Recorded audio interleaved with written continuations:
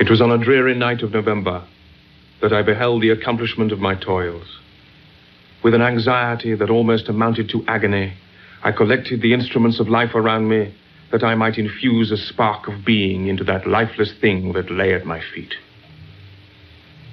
It was already 1 a.m. The rain pattered dismally against the panes. My candle was nearly burnt out, when, by the glimmer of that half-extinguished light, I saw the dull yellow eye of the creature open. It breathed hard, and a compulsive motion agitated its limbs.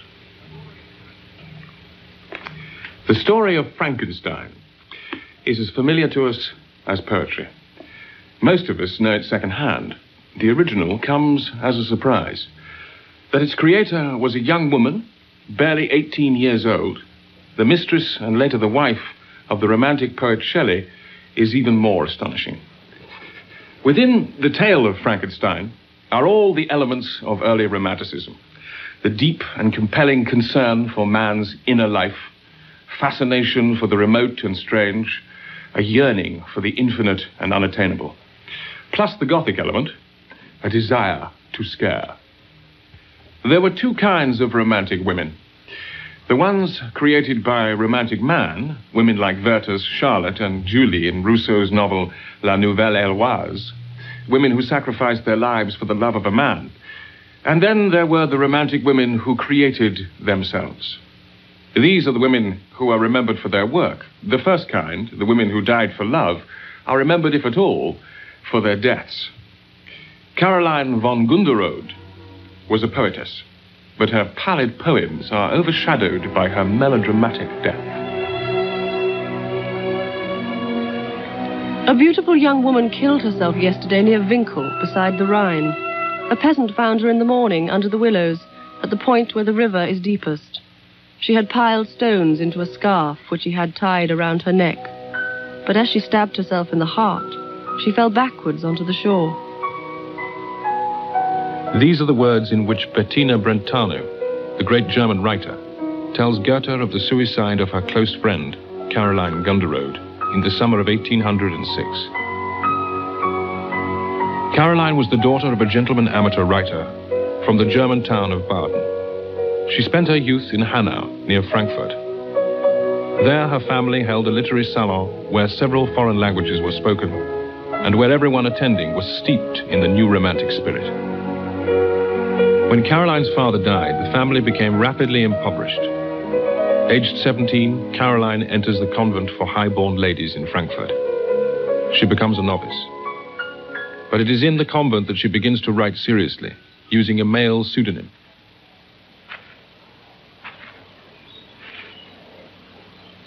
During the same period, she has her first and ill-fated love affair with a young man called Friedrich Karl de Savigny. She writes, I am angry for having given thus my heart so rapidly to a man who is probably indifferent to me. But it is so. But the brief affair ends in a lasting friendship. Savigny marries the daughter of a merchant from Frankfurt, whose younger sister Bettina becomes Caroline's closest friend. The vital, mischievous Bettina and the pensive Gunderode perfectly complement one another. During their long walks, they discuss the latest developments in poetry, literature, and philosophy. In her book about Caroline, written many years after her friend's death, Bettina recalls Caroline's frustration at having been born a woman.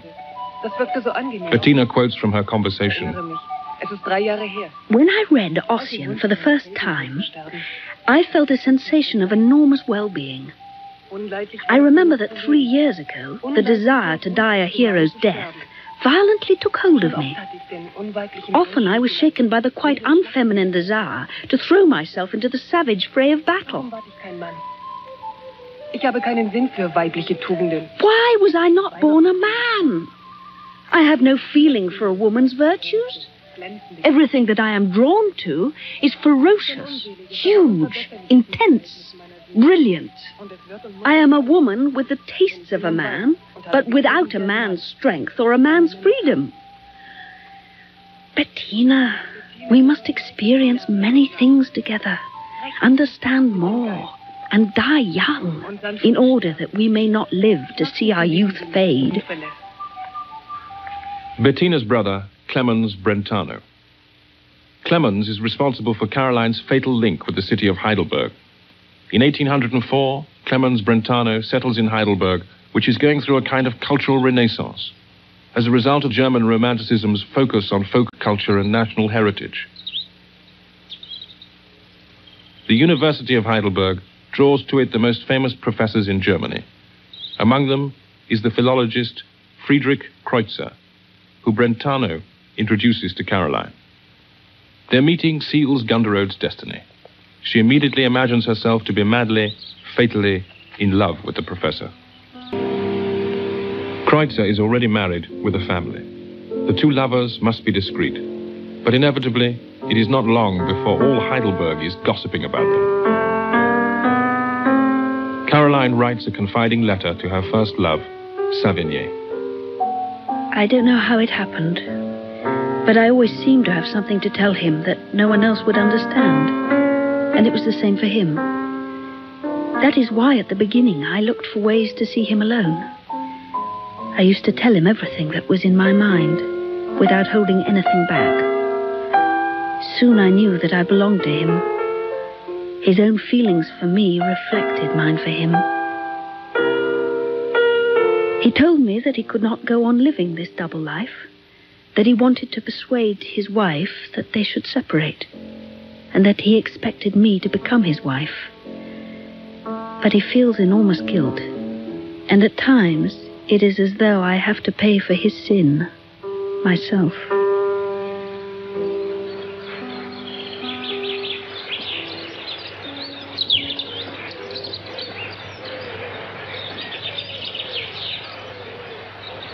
At the same time, Caroline is writing impetuous letters to Kreutzer, urging him to break the stalemate, to recognize their love, and hinting at death if he could not, would not do so.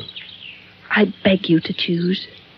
Don't wait too long before taking the decision. Although death is kinder than life, it would be my own fault if I was taken by the former before having fully enjoyed the latter. After which I will die happily with you, because we are not made for this world.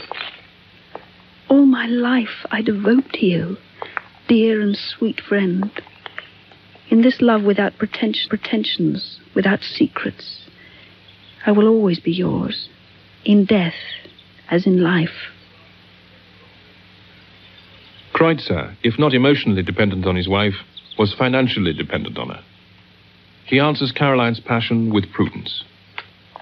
When she finally decides that she must break with him, their love would seem to have burnt itself out. But they continue to correspond, and when Kreutzer eventually relents and begs Caroline to come and join him, she rushes back to him. But still they do not live together. The affair continues as before.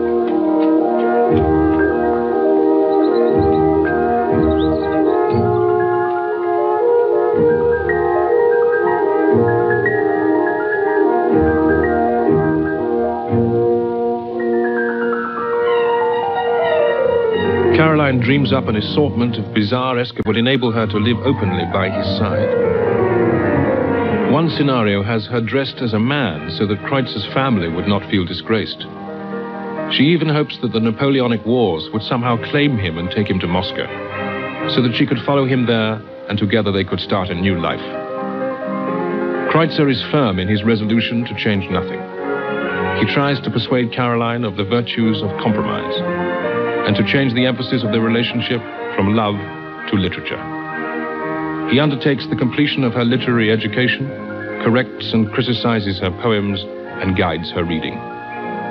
Kreutzer develops elaborate arguments pointing out the rewards of patience, self-denial, discipline. Caroline is not soothed by Kreutzer's reasoning, sensing it to be not truth-telling, but evasion. Caroline flees to the banks of the Rhine, to a stunted landscape that exactly matches the state of her soul.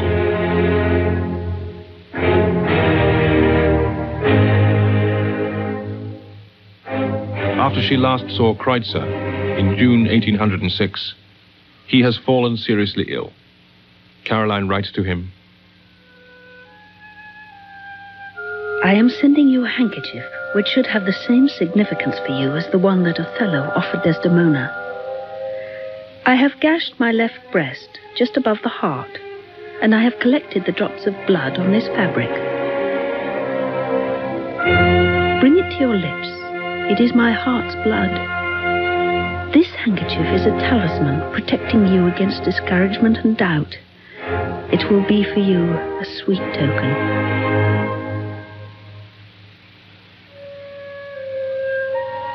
It is in Winkel on the Rhine, where the Brentano family owns a vineyard, that the drama finally erupts into tragedy. By mistake, Caroline opens a letter from Kreutzer that is not intended for her. In the letter, he reveals his intention of finally breaking with her. For Caroline, it is the end. I cannot live only to contemplate my dreams forever.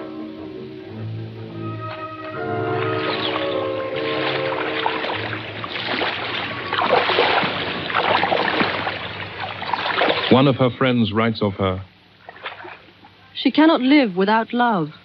Without love, all her being dissolves into lethargy.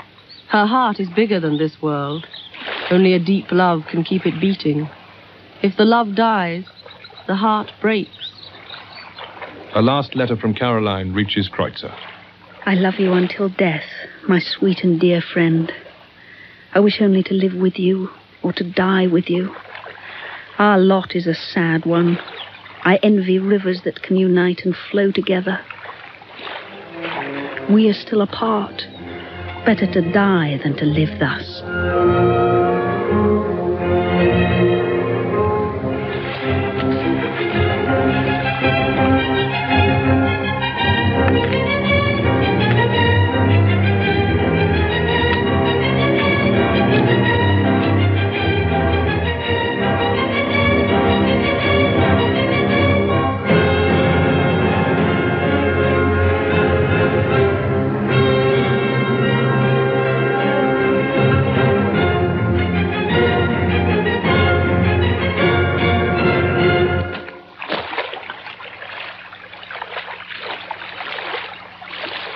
Women can express what they feel. That sublime abandon, that melancholy grief, those all-powerful feelings by which they live or die. And these will stir more emotion in more hearts than all the pages from the exalted imaginations of the poet. Madame de Stael. Women can express what they feel. The writing of three sisters living in the bleak grandeur of the north of England gloriously demonstrates the truth of Madame de Stael's assertion. The Brontes. The name belongs to the collective consciousness. Their lives in true romantic tradition are synonymous with the romantic imagination. And the haunted, bleak landscape of the Yorkshire moors looks like a strangely familiar film set, built especially for the incredible mythology of these brief lives. Fragments from the Life of Charlotte Bronte by Mrs. Gaskell. Against the background of dun and purple moors, rising and sweeping away higher than the church, rises the village of Haworth, visible to the traveller 2 miles before he arrives. The flagstones which pave the steep streets are placed endways in order to give a better hold to the horses' feet. But even with this help, they seem to be in constant danger of slipping backwards.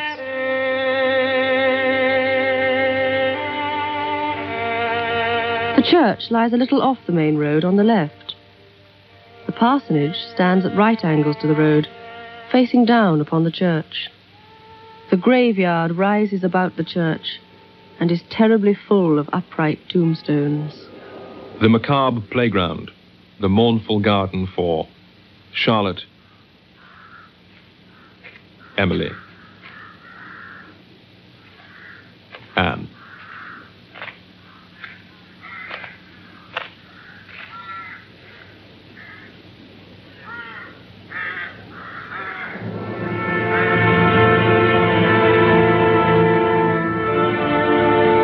They needed no tombstones as souvenirs of the constant presence of death. When they were still children, their mother died. Their 2 oldest sisters died 4 years later. But it is not the graveyard which provides the themes for the great romantic literature produced in this remote corner of England. The themes come from the moors. The idea of liberty, the horrible and marvelous freedom, the nature of solitude, the myths of a lost paradise.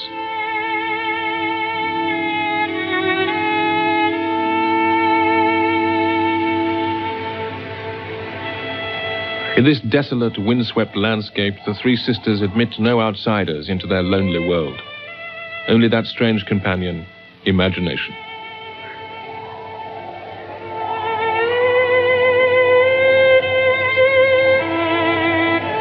Excerpt from Shirley by Charlotte Bronte. And who cares for imagination? Who does not think it a rather dangerous, senseless attribute akin to weakness, perhaps partaking of frenzy, a disease rather than a gift of the mind? Probably all think it so, but those who possess or fancy they possess it, to hear them speak, you would believe that their eyes would be dim if that flame did not refine their vision, that they would be lonely if this strange companion abandoned them. You would suppose that it imparted some glad hope to spring, some fine charm to summer, some tranquil joy to autumn, some consolation to winter, which you do not feel. All illusion, of course. But fanatics cling to their dream and would not give it up for gold. Imagination is an unlikely legacy from a pious Methodist minister, but Patrick Bronte had literary ambitions. Both he and his wife were well-read and loved reading. This was their gift to their children. Mrs. Bronte dies young. While Charlotte looks after her brother and sisters with maternal care, the Reverend Bronte, a man who was at times tyrannical, spends a good deal of his time teaching his children the rudiments of history, literature, and general politics. Since the death of his wife, barely a few months after the birth of Anne, he leaves domestic matters to his sister-in-law, Mrs. Bramwell. She is a kind and intelligent woman who helps to soften the inbuilt harshness of the old Haworth presbytery. A verse in my sister Emily's handwriting. I looked it over, and something more than surprise seized me. A deep conviction that these were not common effusions, nor at all like the poetry women generally write. I thought them condensed and terse, vigorous and genuine. To my ear, they also had a peculiar music, wild, melancholy, elevating.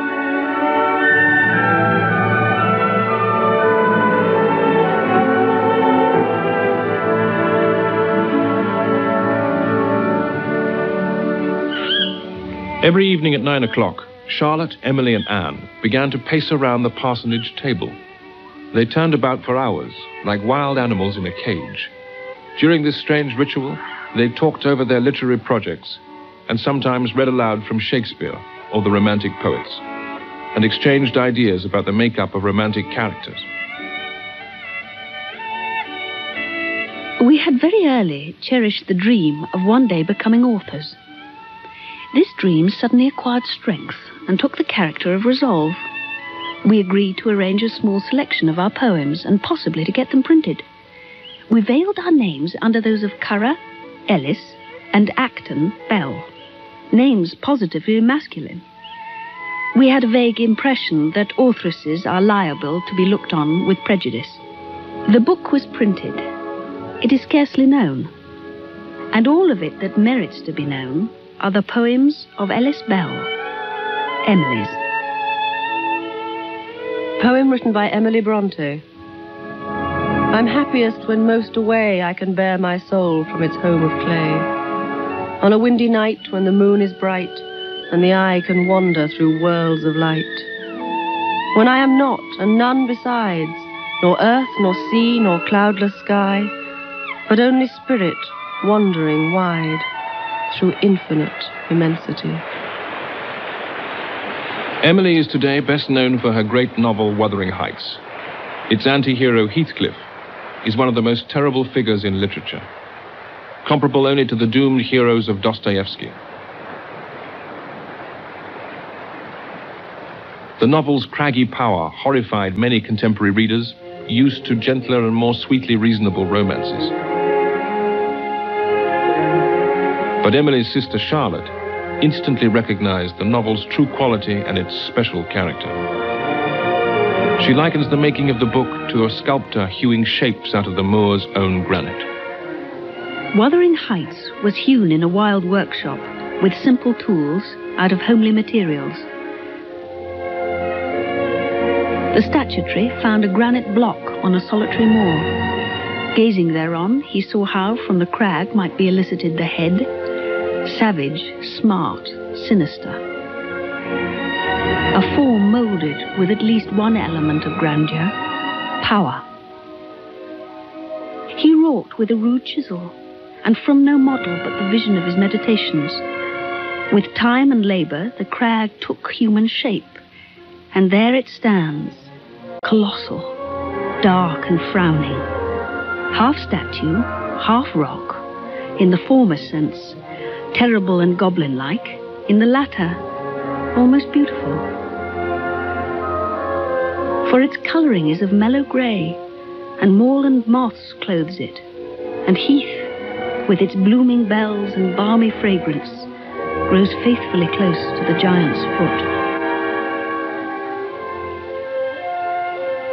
When it was published, the immature but very real powers revealed in Wuthering Heights were scarcely recognized.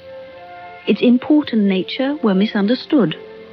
The identity of its author was misrepresented. And it was said that this was an earlier and ruder attempt of the same pen which had produced Jane Eyre. Unjust and grievous error. We laughed at it at first, but I deeply lament it now.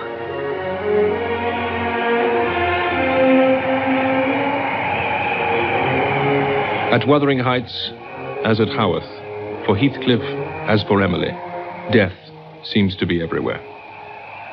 And death, omnipresent in the works of the Bronte sisters, strikes pitilessly at all members of the Haworth Presbytery. After the death of the mother and the two elder sisters, Mary and Elizabeth, it is Branwell's turn to die, at barely 30 years of age.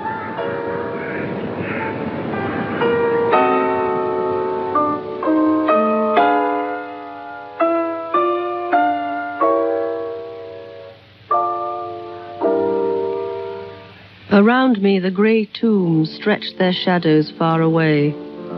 There, under the grass I tread, silent and alone, like the dead.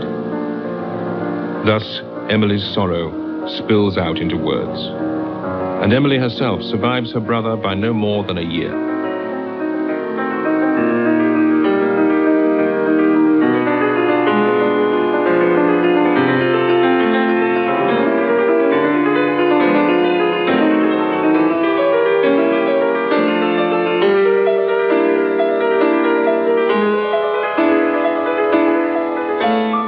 Weak, ill, she nevertheless continues to write. Her last verses are steeped in a mystical apprehension of the universe. The details of her illness are deep branded in my memory. Never in all her life had she lingered over any task that lay before her, and she did not linger now. She sank rapidly. She made haste to leave us. I have never seen anything like it, but indeed I have never seen her parallel in anything. Stronger than a man, simpler than a child, her nature stood alone. A few months later, Anne Bronte, suffering from the same illness, joins her sister in death. Charlotte lived 5 more years, marrying in the last year of her life and dying in childbirth.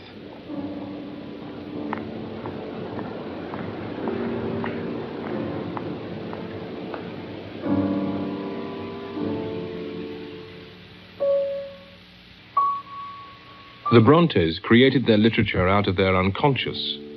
One woman created hers out of her life. A life which embodied such passion, courage, spirit and energy, and genius, that those who knew her and had never known a literary woman of her kind before called her a great man, who was all woman. Georges Sand was born in the year that Napoleon Bonaparte was crowned emperor. Her name, Amantine Aurore Lucille Dupin. On her father's side, she is the descendant of a Saxon king of Poland. On her mother's, a French bird seller. Her father died when she was 4. She was brought up on her grandmother's estate at Nohant. On her grandmother's death, she inherits the manor house and the estate.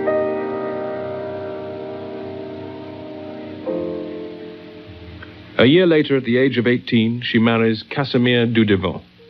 She has 2 children, but this loveless marriage does not satisfy for very long.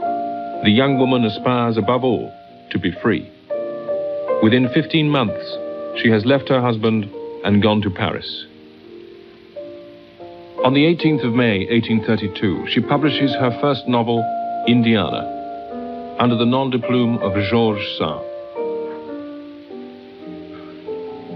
It is at a dinner organized by the review Des Deux Mondes that chance places Georges Sand and the poet Alfred de Musset side by side.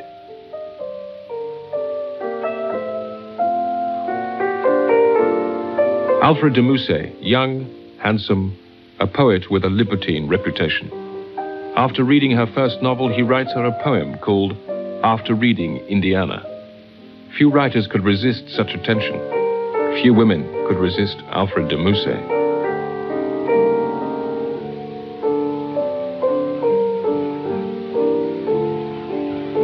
One passage from Indiana perfectly describes Georges Sand herself. A typical woman, weak as well as strong, at once weary of the air she breathes and capable of shouldering the heavens, timid in everyday life, yet bold in days of battle. This is woman, an incredible mixture of weakness and energy, greatness and pettiness, a being forever composed of 2 opposed natures, now sublime, now wretched, skilled in deceiving, yet easily deceived. The caricature portraits of Georges Sand have created a creature who is, all at once, a transvestite, lesbian, man-eater, and nymphomaniac. A kind of wax figure dressed in trousers, smoking a cigar, and eating a pale and lean Chopin for dessert. She is not remembered for her femininity, her generosity, her idealism, her romantic high-mindedness, and her view that love, is always divine in its essence and ennobling. The adoption of male dress began with her literary life in Paris. It was a disguise. I first had made for myself a long man's coat in heavy grey cloth, with matching trousers and waistcoat. I felt I could go round the world. In my clothes I had no fear.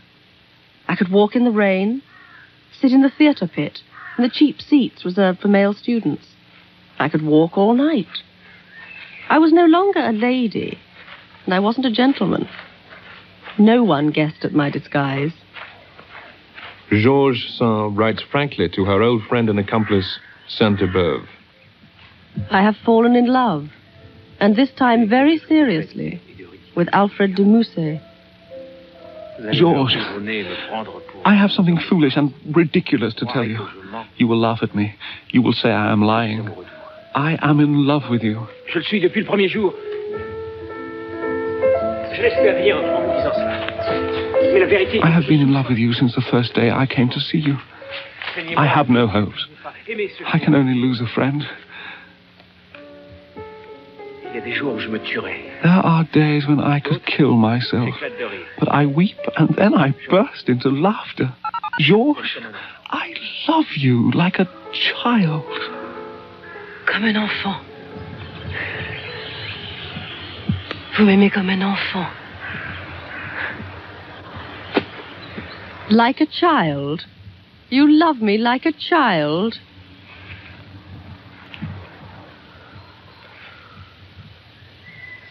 Happy. Very happy. Each day I care for him more. Each day the little things which made me suffer seem to disappear. Each day I see fine things that I admire. Above all, he is fair. He is kind.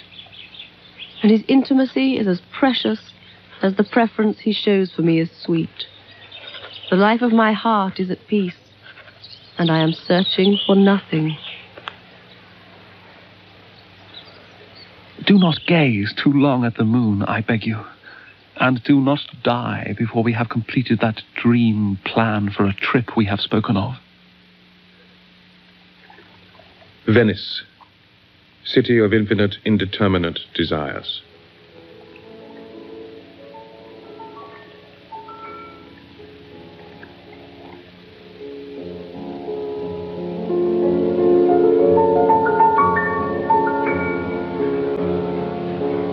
Away from French society that stands in the way of the happiness of which she dreams, the supreme emotional intensity to be achieved in ideal love, Georges comes to Venice to celebrate passion and the rights of passion. But when she attempts to share with Musset this religion of love, the result is violent disillusion. Faith alone makes for love. And he who lacks the first will be denied the second. Sand and Musset fall alternately ill in Venice. A young doctor, Pietro Pagello, is sent for. Musset, cured, plunges into Venetian nightlife, enjoying the debauchery inspired by Byronic myths. Sand becomes the lover of the doctor Pagello. Terrible scenes occur with Musset now very ill again. In March, Musset returns to Paris. Georges Sand remains in Venice, impoverished by her lover's journey. She writes into the hours of the night in order to pay for her return to Paris. Out of the disaster of love, she brings 3 novels, and her remarkable Letters of a Traveler. When she finally returns to Paris, there is a brief and passionate reunion with Musset. Do not ever think that I could be happy at the thought of having lost your heart. Whether I inspired love or friendship, whether I have been happy or unhappy, none of this changes anything inside my soul.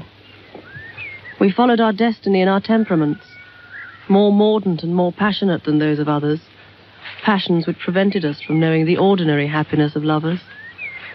Oh, my child, I need your affection and forgiveness.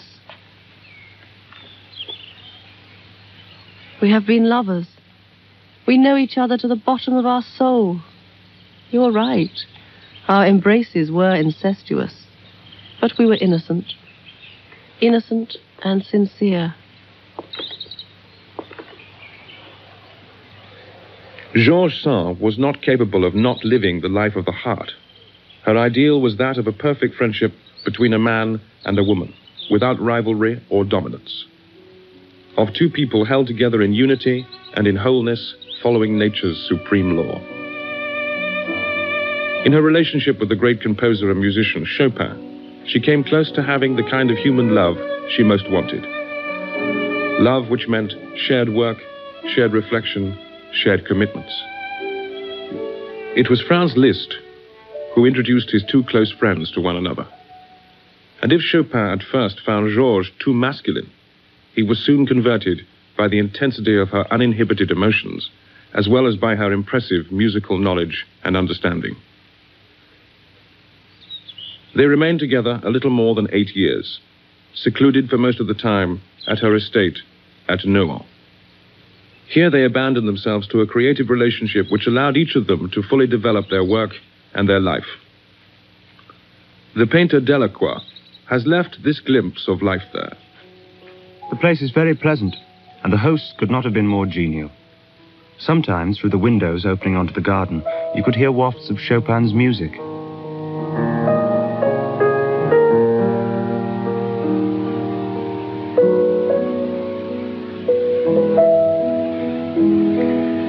In the evening, in the big hall of the ground floor, while Chopin was composing, Georges Sand was writing her finest novels.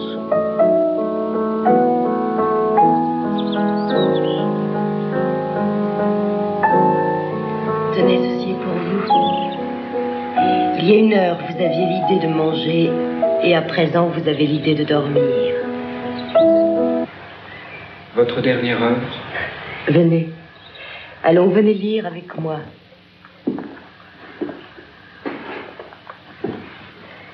Là.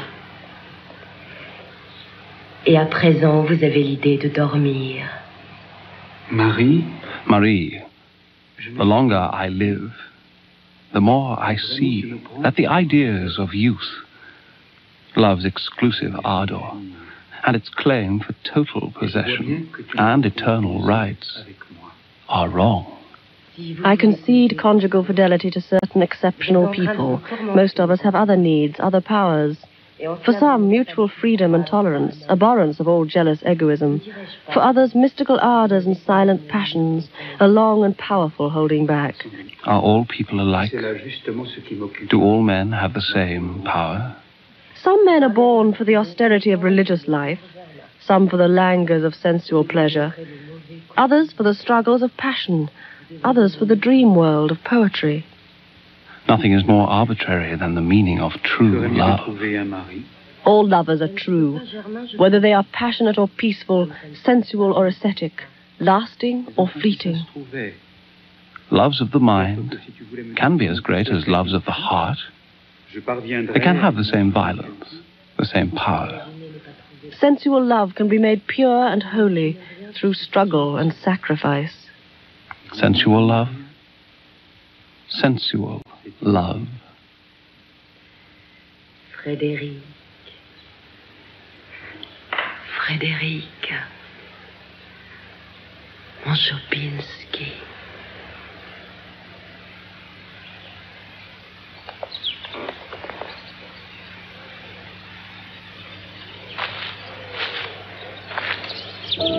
During their 8 years together, her writings would fill more than 150 volumes. Seen against the activity of her life, her output is astonishing. She wrote, it is true, partly for money. Her estate at Nohant never brought her income, and indeed required much of what she earned to keep it together. Her children were supported throughout their lives by what she earned as a writer. Her bohemian lifestyle, combined with warmth, responsibility, and wisdom, make her a greater heroine than any she created. Georges Sand. Georges Sand. And now I am attached to it, this name of mine. I was baptized, unknown, free, between the manuscript of Indiana, which was then my whole future, and a 1,000-franc note, which was then my whole fortune. It was a contract, a new marriage between the poor apprentice writer that I was and the kind muse who had consoled me in my difficult days. God defend me from interfering with the laws of destiny. What is a name, anyway, in our revolutionary world? A number for those who do nothing. A symbol for those who work and fight. This name I've been given, I've made myself, and I alone, finally, by my labor.